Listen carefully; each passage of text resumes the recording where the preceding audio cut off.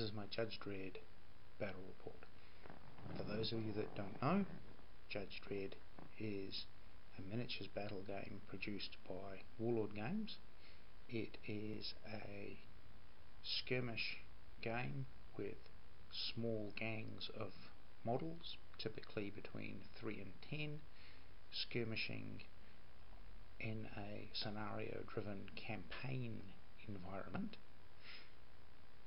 over a terrain heavy board to cut down on line of sight and weapon ranges. For those of you who aren't aware of the 30 years worth of background history, Judge Dredd is set in a post-apocalyptic future. It's a police state where the law enforcement officials are judge, jury and, where necessary, executioner, all rolled into the same highly trained personnel package. This is my battle report. So, in this game there were a gang of judges, and we're playing slightly larger than starting gangs, so there's about 4 models typically in a starting gang of judges. I've got 8 on my team. Here we are, we're deployed where the blue circles are, typically deployed in pairs of partners. In this mission we're trying to secure for your side the 3 marked areas. In this slide you can see the judges deployed in cover, about ready to start their crime sweep, and the 4 areas that are the objectives are marked with the blue splats. This is a whole bunch of new laser cut terrain that's come out of some of the recent Kickstarters. So we've got a fairly massive monorail that runs about best part of 4 feet long, some buildings and some other scenery. Here's a close-up of a couple of the judge pairings in their deployment zones. We're quite close to a couple of objectives, right up on the start line, ready to go. Here's another shot of a couple of judges up here behind some HAB units and some prefab food consoles. The model with the white here is a judge with some psychic powers. She's got quite a good arrest record, having survived a couple of games now and having actually taken down some bad guys. Right, here we start seeing the bad guys being deployed. They're marked with some enemy icons. They're infiltrating the cab of the train and ready to start flowing down the train. Here's Big Dave. Big Dave's the leader of this criminal gang, and they are pretty much expendable. Dave has a real sole survivor trick. He's got some stealth skills enabling him to hide, and a giant machine gun, which makes him pretty tricky to try and take down. Here's an overview of the gang's positions. There's an assault group, a cover group, Big Dave infiltrating around the flank to cover some crossfire. And here's another pairing. The gang's got a sniper, and he's got a bodyguard of a teenage thug. Right. Unfortunately for the judges, one of their judges gets spotted, and immediately the sniper and Big Dave open fire on him. Not a good place to be. Fortunately, protected by the wall and by his armour, he gets away and isn't hurt by this initial change of fire.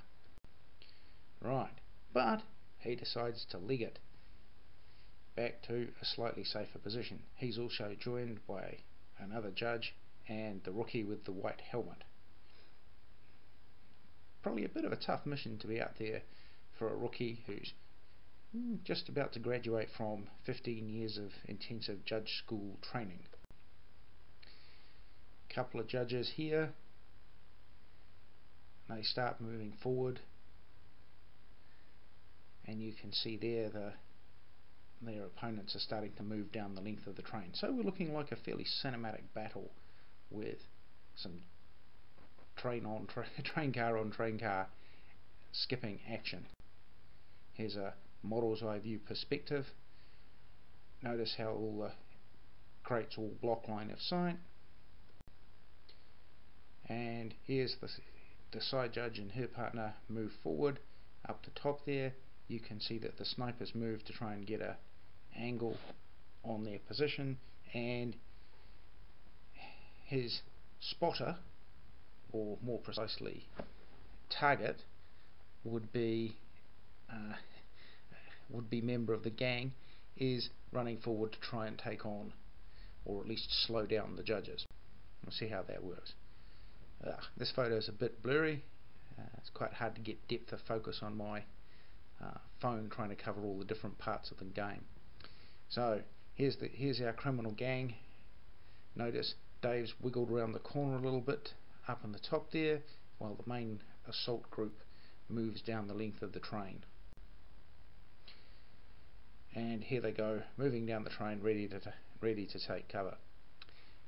Now this game is an I go you go game, so each side has a turn, but each model is activated independently. Each model has 2 actions.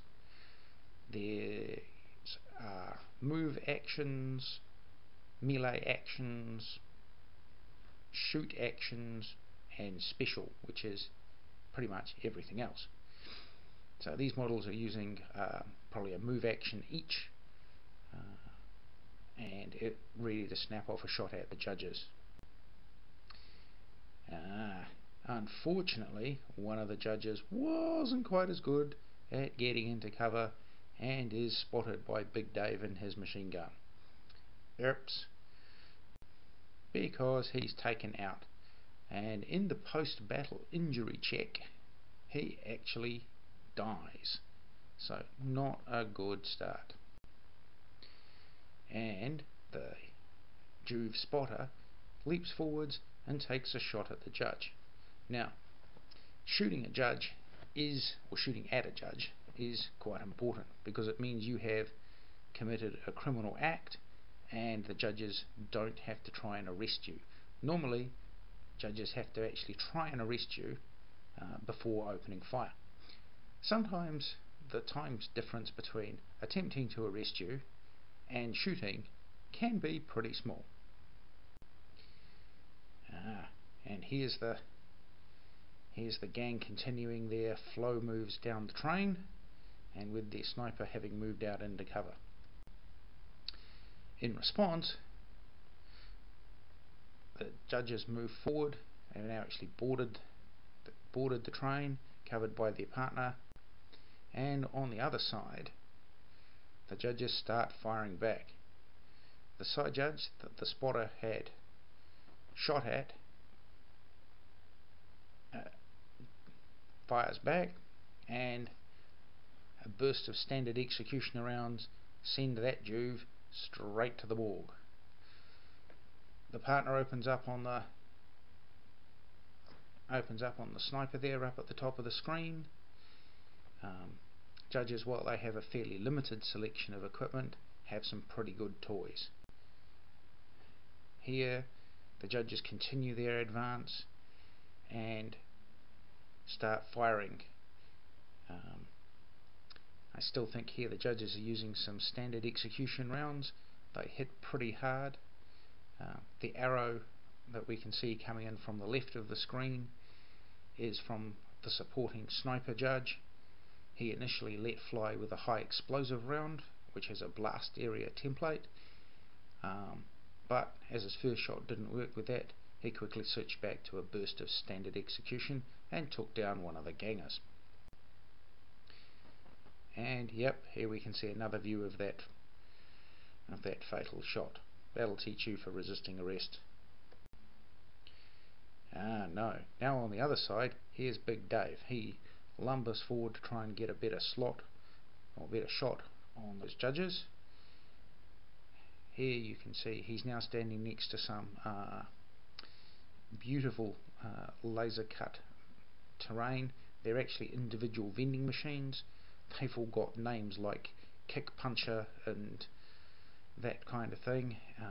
So they're all laser cut, and they've all got etched plastic inserts for to represent the actual screen of the game.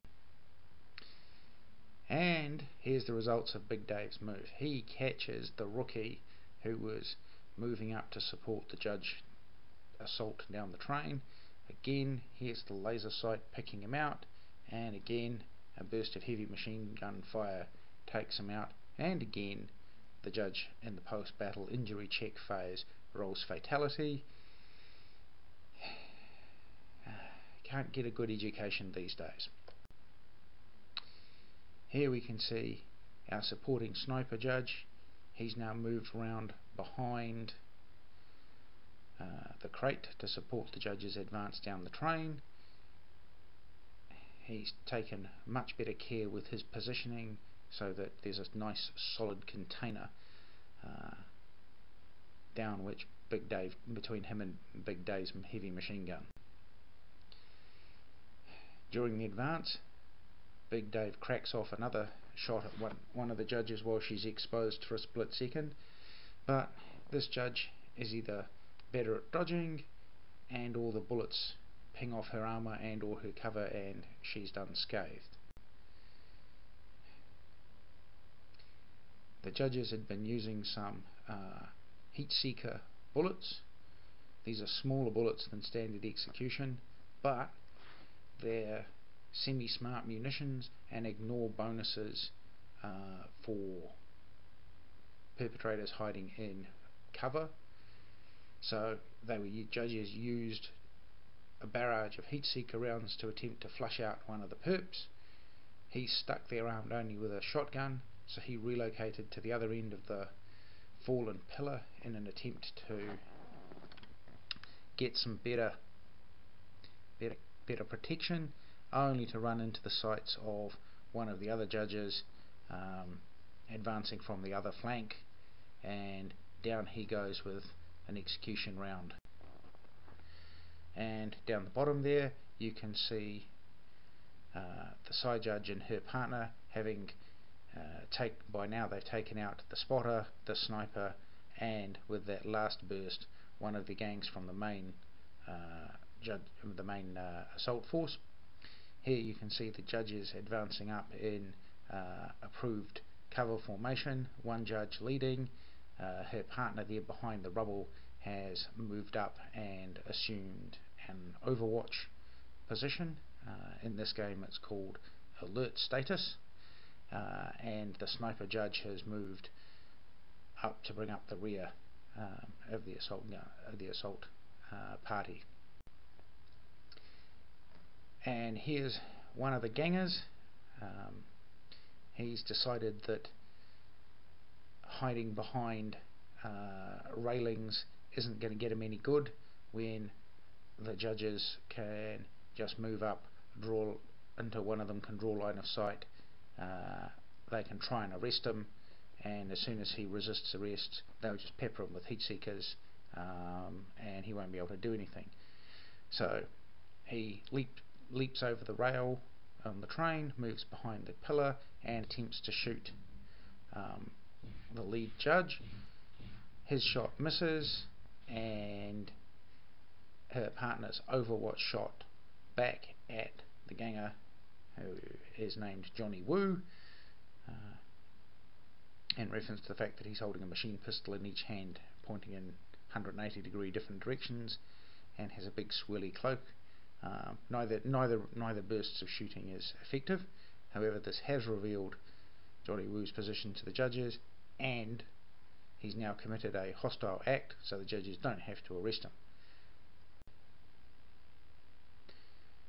So Johnny Woo's now under a barrage of heat seeker and execution fire from a total of 5 judges. And here's Big Dave. He's taken to hiding inside one of the food manufactory places down here, or watching for a chance to get a shot. So far he hasn't had one. One of the surviving Jews in the gang is moving around towards one of the objectives. As you can see there, it's a food shack that sells barbecue lizard kebab, actually fresh. The joke is it's 1 credit for a lizard kebab, 10 credits for a lizard kebab with ketchup. Why 10 credits for a lizard kebab with ketchup? Well, you don't want to eat them without ketchup. Having dispensed with all of the gangers in the Tremaine train assault, the judges are now starting to try the difficult job of trying to take down Big Dave and his last remaining associate. Carefully painful work, advancing from cover position to cover position. Here's a judge securing one of the crate objectives for them, probably slapping a magnetic seal on it with property of Justice Department. And in what might be either a burst of criminal ruthlessness or insane bravado, Big Dave's last surviving associate, Juve, rushes up, takes cover behind a park bench with the intention of slugging it out with one of the judges, while Big Dave covers carefully from the food supply shack. Here we can see the judges advancing in on Big Dave's position. Yep, and here's the result. So the poor Juve, he went up and one of the judges spotted him, attempted to arrest him, because until even this point in the game he hadn't actually done anything illegal, and while the Juve passed his resisting arrest check, he promptly copped execution round burst and was taken out of action. At which point Big Dave decided that enough was enough, and he would be the sole survivor for another day.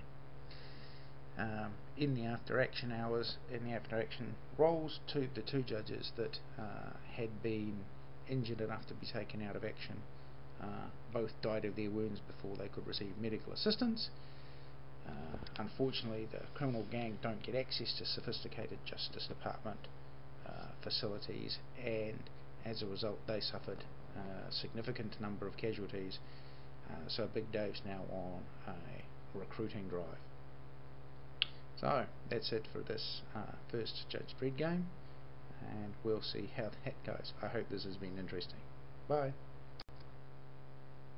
Oh, sorry, one more slide of a Judge Dredd giant apartment tower. Oh, and another piece of background,